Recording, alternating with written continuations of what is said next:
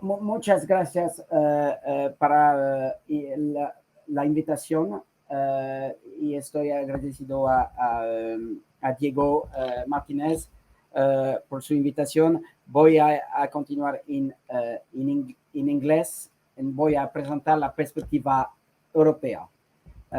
Okay, thank you very much. I have many slides. I would like to leave some scope for the questions, so I will dash through some of the slides. So let me say that the Commission actually presented is the last bullet is orientation in the communication, the 9th of November, but this corresponds to actually a process of public consultation. We started actually before COVID with a full review of the functioning of the current rule, but was put on hold for 1 year and a half due to COVID. So what I will present quickly the lesson learned on the functioning of what I call the old system. I must say the current system and present the key challenge, but and then I will go straight to the feature of the new framework, and I will try finally to compare systematically the suggested rule in the orientation with the current one. So I mean the challenge, you know it quite well, and I will illustrate it, but I think it's first of all the complexity of the system. Second, I think the unrealistic pace of the debt reduction implied by the 20th debt rule, and more broadly, a fairly loose connection to the major issue of controlling and clamping down public debt. Then very important feature, which was very prominent in the public consultation, was the limited incentive for reform and investment. But I mean, we can consider that globally, I mean, the rule were making sense and the design going in the right direction. But the main problem has been that they have not stand the test of the political economy. And this could be traced back to the complexity I mentioned, but also the lack of ownership, the lack of national ownership, who make, particularly in some member states, the rule quite difficult to implement. And then, and related to that, the current rule has been characterized by a low enforcement. So I will skip. There have been a prolific economic literature in the field. Just mention a couple of points. The fact that the literature actually has considered that the debt anchor should be differentiated across member states. The literature prefer expenditure rule as a single operational indicator, and a few papers highlight the need to promote investment and reform, the caution against the use of golden rules. It's fair also to say that the literature often overlook the key issue of political economy, implementation, and enforcement, although some important aspects were raised. The more recent literature give more credit to that. And then there is the issue of accompanying fiscal rule with centralized fiscal capacity. And here, I think as an economist, we can say that there is a lot of merit, but it's also fair to recognize a lack of political consensus. And the fact that the design of the fiscal rule per se, it's very complex and require actually work on its own. And it's also fair to recognize that the recovery and resilience facility has to be implemented, and it could be considered as fiscal capacity, although of a temporary nature. I think one of the lessons learned from the past was the fact that the member states basically was a picture of heterogeneity. So member states with fiscal space tend to consolidate further, build further fiscal base, while member states with already high debt tended not to make sufficient effort and sometimes use a fiscal space they didn't have. And the picture of the fiscal base, it could be apprehended through debt, and the debt situation has increased, and unfortunately, COVID has strengthened or had aggravated the heterogeneity in the debt level. And looking at the perspective, when you consider DSA, we have to be the DSA contain debt projection. Here they are outdated by 1 year, but they are put for sake of illustration. What you can see is even in a baseline scenario where debt is decreasing, there is a non-negligible probability, 20%, that debt actually is not on declining path if you take into account past shocks, which are technically embedded in the metrics variance covariance. So let me continue to dash off.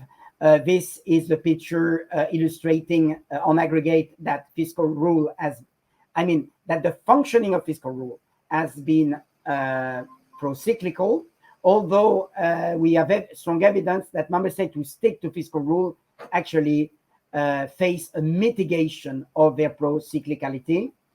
One explanation being that the non-compliance with fiscal rule could aggravate pro-cyclical by limiting the building of buffer and limiting and actually putting the country in a more precarious situation when a big negative shock hit. So another key lesson learned beyond the issue of pro-cyclicality and the issue of building up of debt has been the decline of public investment. And when basically we enter the COVID crisis, with an abnormally low historically level of investment, despite the fact that we were at the peak of the economic cycle. And the right-hand side chart show actually that the drop of public investment since 2009 over a decade has been broad-based. I think, and Spain is finding itself actually within the blue circle, and is one of the countries where the fall was one of the strongest. So now let me, after a bit of diagnosis, let me just present the new governance architecture. So let's be fair, we are talking mostly about basically EU fiscal rule here, but there is also some dimension. First of all, in the right-hand side, the macroeconomic imbalance procedure, so the revised MIP, which would be more focused, more forward-looking, less focus on stock, more on flow, and its effectiveness could be strengthened based on a policy commitment, based on the fiscal structural plan. And there is also an effort to basically increase the likelihood of member states carrying out investment and reform by creating a new tool. But but the main dish remained the revised EU fiscal framework embedded in this recommendation by the Commission. And let me present actually the key element of the framework. This is my key slide. Then I have some slide giving further information and basically carrying out further comparison with their current rule. So actually the main element is the production of a medium-term fiscal structural plan over 4 years, which should be proposed by member states and but framed by EU requirement. I will come back to that. And this plan will be binding on annual budget. So here the idea is to move from annual fiscal surveillance to basically a multi-annual surveillance where, of course, you continue to retain an annual monitoring. Another key novelty in the plan, one of the main elements in the plan, is actually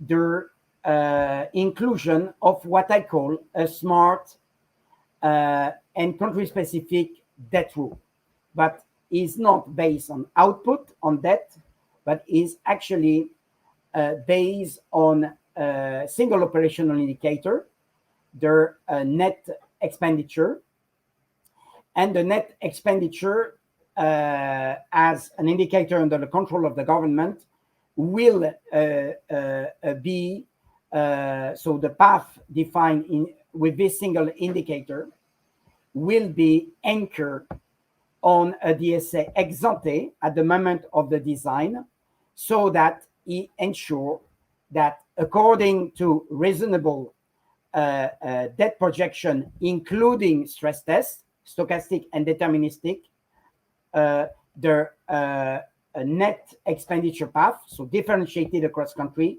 should ensure that for each country, debt is put on a declining path at the end of their lifetime of their medium-term fiscal structural plan. So in a way, it's this debt rule is not a rule of debt, is a rule formulated with input indicator, one single indicator, but which ex ante make sure that a debt get the proper direction of travel that is downwards.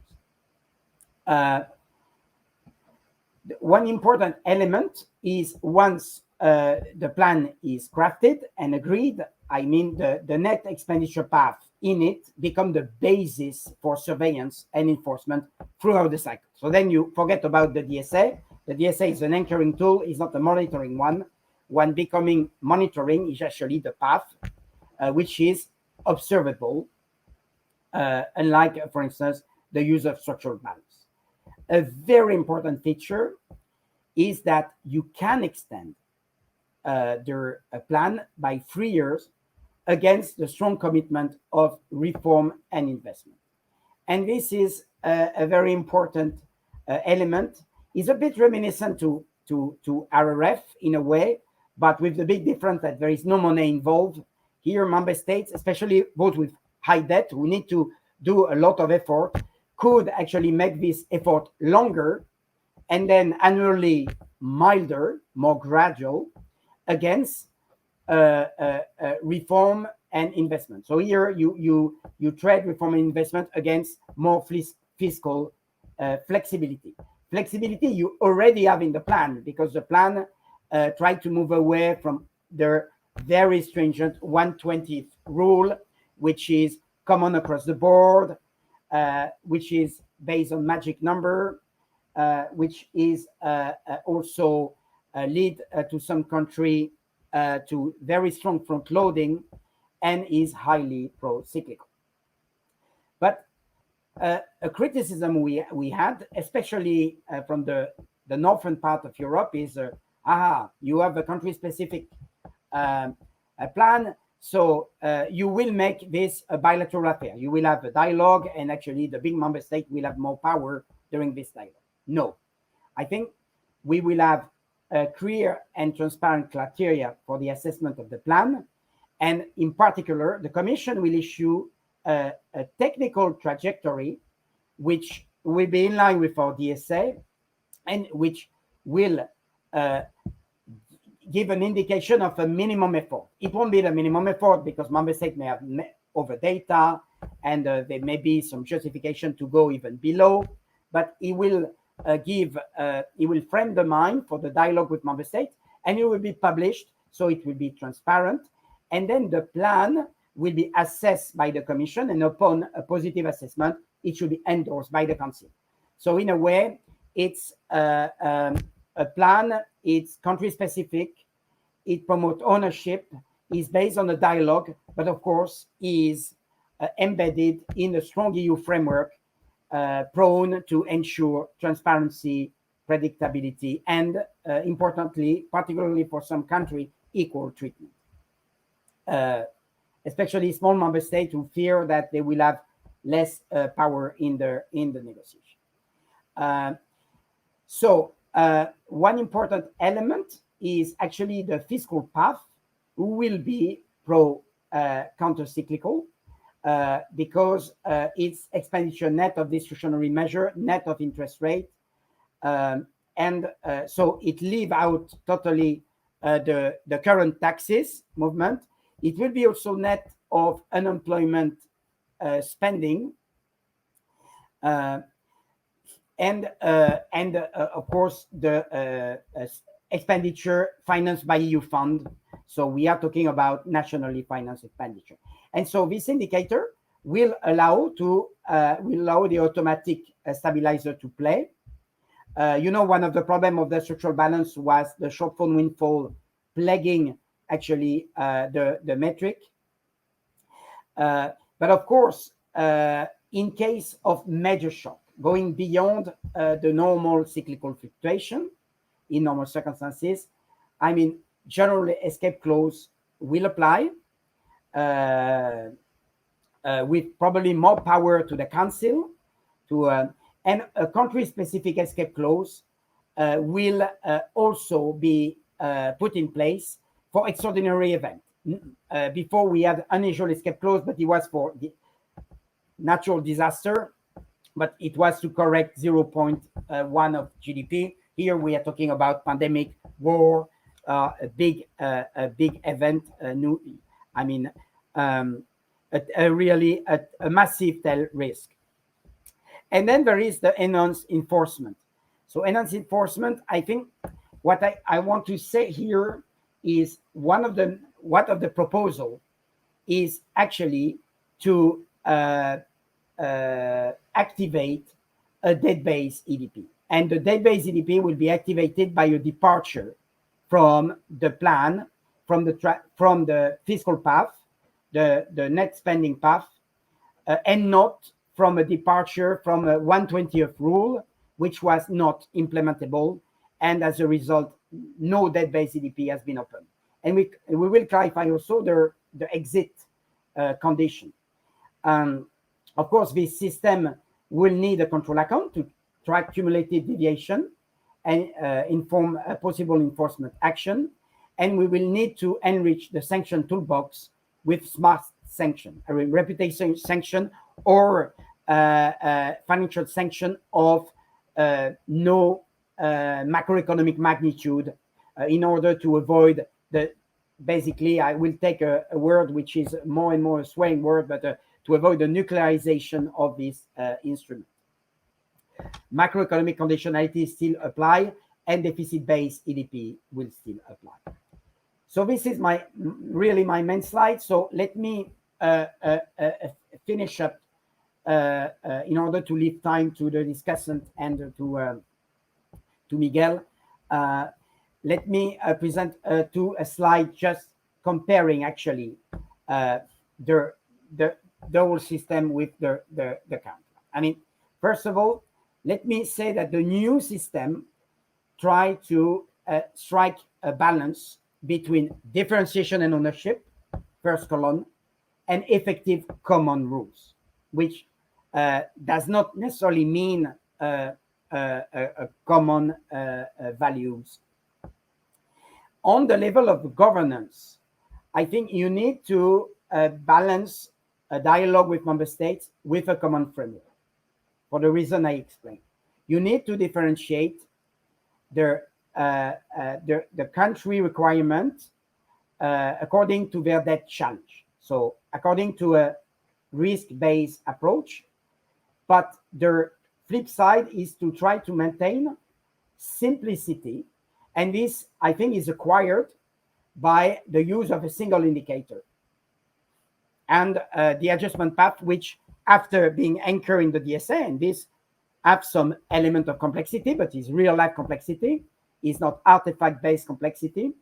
After this anchoring, actually the path is frozen for 4 years. But I think it could be, of course, reopened if there is a change of government and if the new government is requiring so. And also more leeway ex ante in designing the spending path, and also with the possibility to reopen the plan. But of course, this goes with a more stringent enforcement ex post. And let's look at the balancing act regarding the outcome. So the outcome, I think what we try to balance is actually the two goals. I mean, incentive for growth policy by stimulating investment and reform, while making or keeping debt sustainable within a reasonable adjustment period. And what also you try to achieve is balance a realistic requirement, which will be an effective adjustment. So I think that the fact that we are more realistic, we are more country specific, we have a governance which is more ownership prone, I think may help promote a better enforceability, capacity to enforce, capacity to implement, capacity to enforce. Of course, as my former boss would say, the proof of the pudding is in the eating. So we will have to see that on the ground. Just a diamond crafted to show actually based on experimental knowledge how the suggested reform will feature compared to the current rule. And I think that based on the design of the current rule, we could claim that there will be a progress on simplicity, enforceability, and realism, and ownership. I mean, of course, this is just a very illustrative. So the difference, the quantitative value does not mean much, but and what we can see is actually the realism of the new system, and the simplicity and the ownership was one of the flip sides. So it's a useful graphical way to show that. So I have some over slide, but I leave it here. Thank you very much. Thank you. Anybody has any questions? First, yeah, that makes sense. Miguel, your comments, and then we'll have questions.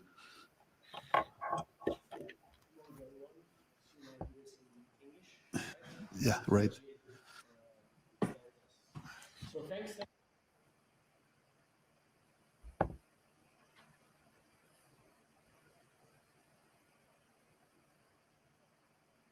Miguel, I can't hear you. For a reason, I can't hear you.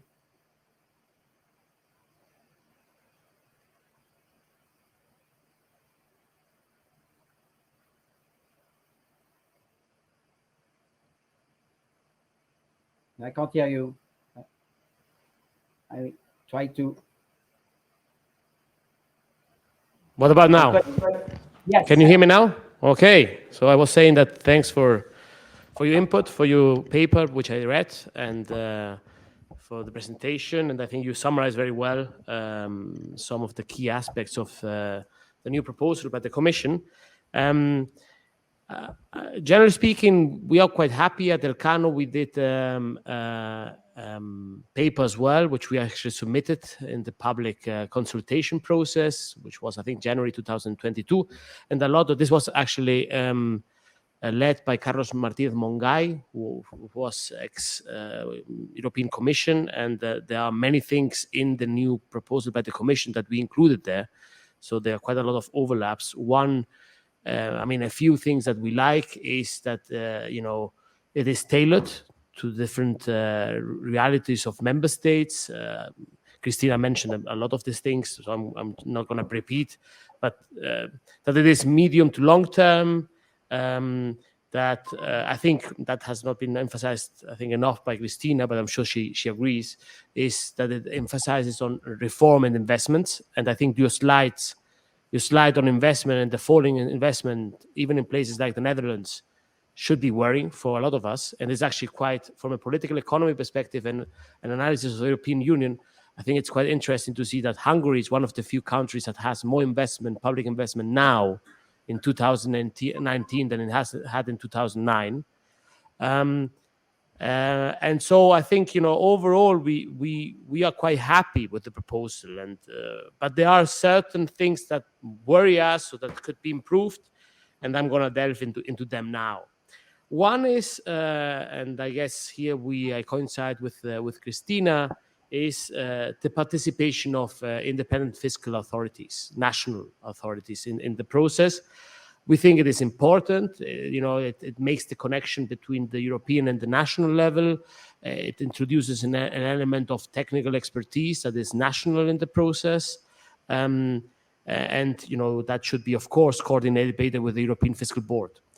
Perhaps one thing that should be improved, and this I see when I talk, for example, here with the Spanish Council for Social and Economic Affairs, that you see that around the table there's one side that is much more inclined to, wanting to the IFIs to be in the process, and one side of the table that is not so convinced. I think we might need a bit more process of ownership, and that the unions, the civil society, generally speaking, is as well finding that this independent fiscal institutions represent the broad interests and perspectives of the overall society.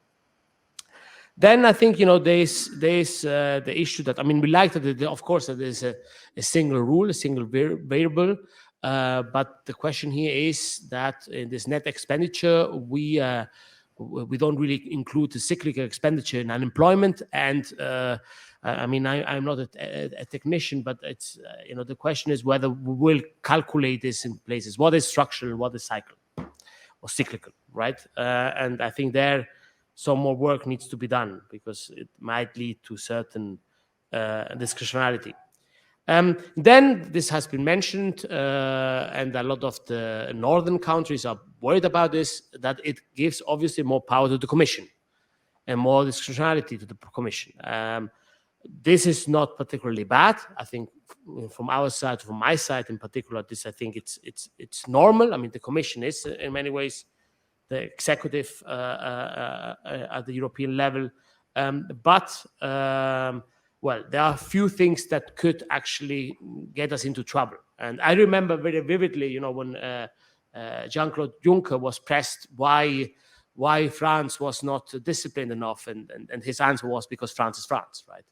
And so I know, Gilles, that you said that big member states will be at the same in the same conditions than smaller ones, but the political economy of this is not always the case.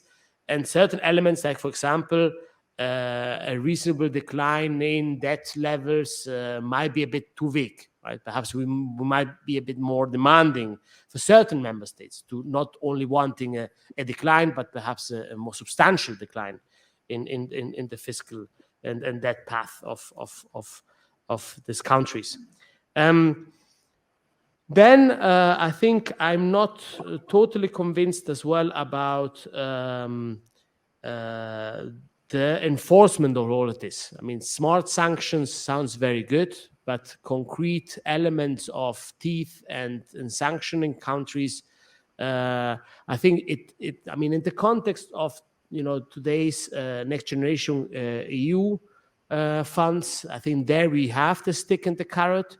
And if you don't follow the agreed plan, the funds might be withdrawn. That is a much more feasible outlook than when you don't really have this mechanism. I mean, you can then say, well, you might not get the funds from the European budget, the European kind of funds from that side, but you know, not all member states, you know, need those funds, and you know, that makes it as well maybe pro-cyclical as well if you apply then sanctions, because you know so the procyclicality might be there again. Then again, we have the escape clause, and this is said to be done only in very big emergencies like wars, like pandemics. But as Christina as well said, perhaps we need to define it a bit better, because even especially if this is applied at the individual member state level, because what is, you know, an emergency, what not? Is a recession an emergency? Of course. Automatic stabilizers are considered, etc., but the escape clause might be asked for some people, and especially in the current circumstances of geopolitical rivalry and the energy transitions. Right, there might be many elements where we might be experiencing shocks of all sorts that might be seen as emergencies, and so the emergencies become the new normal. I mean, from a political science, political economist perspective, crisis, the polycrisis, have become the new normal. So that I think should be considered too. We like as well, I forgot to say that there are no golden rules. I thought, you know, and we explain in our paper why this is the case. So I'm not going to delve in there, because that introduce an element of discretionality that would be as well problematic. What is, you know, important investment for some countries might be not for others. Green might be very important, but now in the current context, Poland might say that defense is very important too. So that I think it's good that this is not included. And finally, and I think I had only 10 minutes. Finally, I think we are missing an opportunity to talk about the central fiscal capacity. I think the context demands it. I think the Commission needs to be bolder in that regard. Then the Council will decide whether they will introduce it or not. But I think this was a failed opportunity, really. I mean, just saying that there's no consensus is not good enough. You know, from our perspective, you know, central fiscal capacity, looking at public investment and how it has declined, looking at some of the challenges that as well Christina has mentioned in terms of energy transition, digital transition, in terms of the geopolitical rivalry that we are seeing, in terms of whether we want strategic autonomy at the European level. You know, there are many things that require European public goods. And we need to fund them at the European level. And yes, it's true that the Next Generation EU and the RFFs are key now, and we have this temporary central fiscal capacity, but we cannot wait for this to finish to have this conversation. And I think this is the moment to have this conversation because the context demands it, right? And finally, this is my final word. That means as well that we need better evaluation systems of how we spend. And the political economy here is very different and difficult. And we see that across, and I was just in the United States recently, but you know that evaluation systems have not been introduced sufficiently anywhere. This is not only a European issue, this is an issue around the world, but we need to keep improving them. And now we are in a moment where I think in the European Parliament, those that want a central fiscal capacity, they are not too keen to evaluate thoroughly this Next Generation EU funds because the outcome might be, well, they are not working. And incidentally, those that don't want to have a permanent fiscal capacity, they don't want to evaluation as well because they might think that, you know, the outcome of that evaluation might, you know, push for a permanent fiscal capacity. And so we don't really have proper evaluations that we really need, both at the national level and at the European level. And that's all from my side. Angel. Thanks. Now we do open up for questions. Anybody?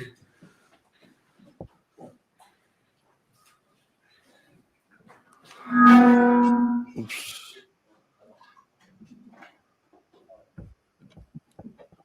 Javier. Hi, this is Javier Perez. Good to see you. Can you just, to see the merits? So you were putting this slide with a nice diagram in which you had like scores along different dimensions to evaluate like the current system versus the reform. No? So, and this was a very interesting way of summarizing the merits of the reform along different angles. I don't know if you can elaborate a bit more how you do that, and in particular because the scores are important, no? So we're putting numbers to the debate. Thank you.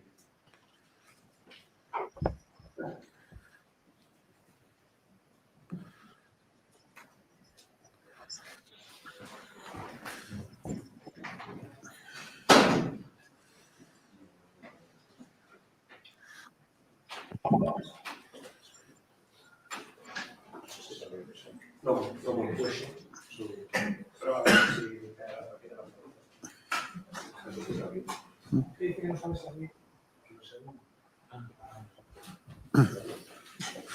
Have you heard us? Can you hear? No. Can you hear us now? Gilles, can you hear now? Yeah, no, I can hear you, Javier. Your question on the diamond diagram, right? But yeah, this is what I grant. So, and you were asking what was the methodological underpinning of that. Yeah, how was you assigning the scores? Yeah, of course. Yeah, very good. Angel, do you want me to answer? Yes, please. Yeah. Okay. Very good. No. Thank you. I will start with you, Javier, and then I will give some element to the Miguel excellent discussion. I think I agree with many of things he said. And on this, I mean, as I mentioned in the paper, is really a kind of expert knowledge. So it's a mix of rule of the thumb. And but I had some justification for each. So basically, it's the score is really qualitative. So it could be justified by a table showing actually the old feature and the new feature, allocating a score. I did it very quickly, but I think that what I say in the paper is what is more important is actually the position of the different diamond more than the separation, and what is more than the distance between the two. An overall element which is meaningful, I think, is the relative distance. I think there is, I mean, on the absolute value of the distance, it may be highly criticized, but in terms of the relative distance in some feature compared to other, so how well the new system could score compared to the other, I think this is slightly more robust. But thank you for your question regarding the different points raised. I will start by the fiscal capacity. The fiscal capacity. I mean, we as economists we agree on the value of the fiscal capacity, but we have to realize that what also we wanted to have a reform of the fiscal rule which can fly. And we think that it's a very complex issue, and loading it with the connex issue and connected issue of fiscal capacity would bring the level of controversy to a point that it won't be helpful. You have to know that we have a limited time to, there will be an election next year. We have a very limited window to change the rule. We should have done that earlier, but COVID struck, bad luck. And really, it was maximizing the chance of having our reform through. And it's absolutely not easy endeavor. And I must also admit that some the council has produced a couple of conclusions, and some conclusion are actually inviting the Commission to consider, for instance, common numerical safeguard, common quantitative safeguard, which is a departure from the initial philosophy.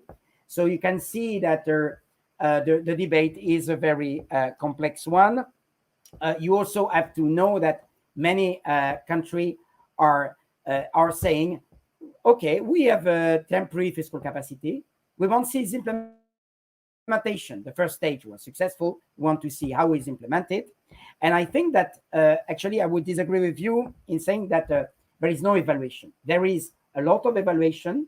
The RRF is coming under the scrutiny of the Court of Auditor. Personally, I was responsible of the SURE instrument, which was the prototype of the RRF, so to which Spain benefited. And I can tell you, we have been under a lot of scrutiny, and the Commission recently issued a communication showing actually what is the methodology used for the satisfaction of target and milestone, how you could justify what is the methodology to suspension of payments. So there's been a lot, and of course, a lot of work, and a lot of work also to make sure that member states have a decent control and audit system. But on the other issue, I think on investment, I fully agree. Investment has been very low, and we don't like the golden rule. I think this is a rejoinder here. We don't like the golden rule because we don't think that the fiscal rule are the problem. I mean, there is a lot of justification why investment is low investment pipeline, administrative capacity. There is a lot, but there is one element which is important, is a lack of fiscal sustainability. And there is a paper by Bianchi, Misale, 2011, which I put in one of the slides, which actually show that basically the low investment is not correlated with the existence of rule, is correlated with risk of unsustainable public finance.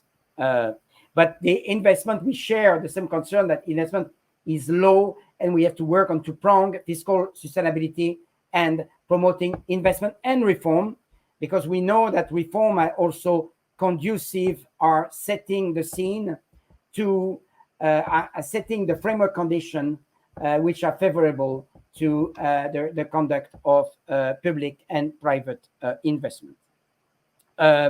Regarding the enforcement, I think you corrected me and you were right, and I'm very happy to stand corrected. I mean, on the ownership, on the enforcement, I didn't mention the independent fiscal institution. Is in the paper. My bad. Actually, it's one of the elements we push. I focus. I mean, the reason I didn't mention is that I focus on the EU element of the framework. But of course, we highlight the fact that the framework will call for actually a stronger role for independent fiscal institution. And the stronger role should maybe come with enhanced minimum benchmark to make sure that they have sufficient capacity to play a new role. It's something which, as you said, Miguel, is to us part of the ownership of the implementation. And but here, I mean, it's clear that the independent institution are technical institution, so their role should be based on expertise, and there is a lot of element where this expertise can be mobilized fruitfully, but they don't have the political legitimacy on the some element of the design, unlike, for instance, the national parliament. But my bad. And I want to clarify on sanction. On sanction, I think one of the great achievements, I mean, we could keep the nuclear sanction, they are there in the background, but nuclear sanction is for deterrence. They are not meant to be used. But what I think we could play on basically, I mean, in a way, reputational sanction, and I actually having a full set of information, a control account may pertain to that. We could have a communication, we could have some invitation of national authority to explain the policy to the EU Parliament, and conversely, EU official explaining policy in national parliament. But on the sanction, what we have in mind is actually the sanction which are not denominated in billion, but in million. I mean, sanction of no macroeconomic relevance. So we cannot say that they are pro-cyclical, as you said, but they are the sanction. They are more akin to the sanction we are using in the context of the statistical sanction. And I think Spain had to pay some of the sanction in the case of the region of Valencia, and there is a case of Austria. But another comparison is actually the sanction in case of infringement procedure. So they are not big sanction, but over time, I mean, if a country failed to comply in the infringement policy and failed to correct, the sanction accumulate. So the sanction are costly, and because there is some monetary amount, million, they carry out some clearly a reputational effect, which is good to exploit. But I agree with you. Sanction of macroeconomic significance come on the top.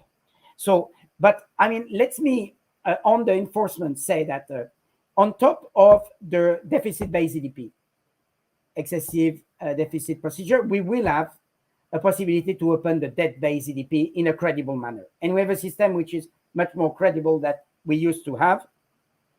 We also, if member states fail to run investment and reform, which allow to extend the path, the new tool will just allow to basically revert the path back to 4 years, basically, which will be a kind of deterrence for actually pocketing a longer plan, or longer an adjustment period, but not carrying out the reform and investment which has been committed to.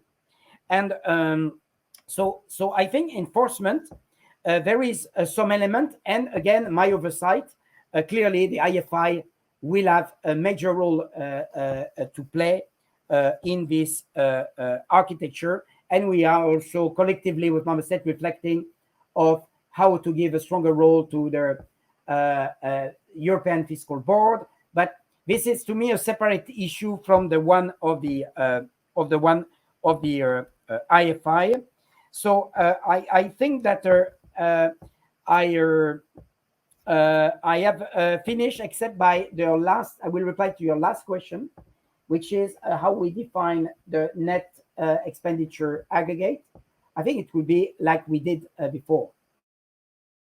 The only we will have, like before, we remove the interest is the primary. We remove the new taxes, new revenues, so discretionary tax revenue, the revenue matched by EU fund, and we remove the cyclical component of unemployment. And here, let me be clear, we don't need to strive from analytical perfection. We need to strike a right balance between simplicity and tractability of the approach. And one way is clearly to say that if during the implementation of the plan, 4 years after, or during the implementation, which is annual, your unemployment has departed significantly from the level in the plan, this should be taken into account. And there could be a simple method for that. We will work with member states in this endeavor. But I think I think the concept is clear, and the implementation should be as clear to avoid, for instance, all the controversy we have in an indicator like the output gap, which was not observed. So we need to stick to the variable which we can observe and on which we can know. We can know with some statistical certainty. But thank you, Miguel, again, and Javier, for excellent question. And again, I was very happy to be there, and I had the chance to actually listen to the previous intervention, which actually had a lot of overlap with what I was saying. Thank you very much.